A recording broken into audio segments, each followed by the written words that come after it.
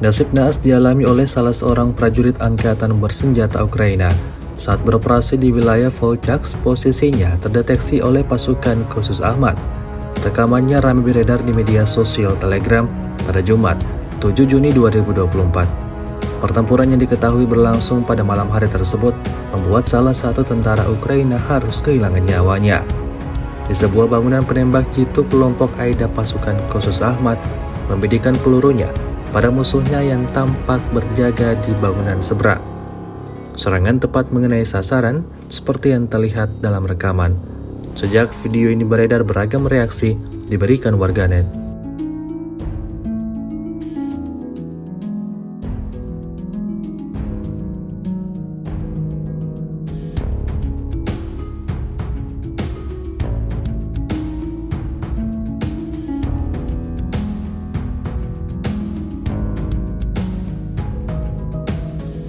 Download Tribun X sekarang, menghadirkan lokal menjadi Indonesia.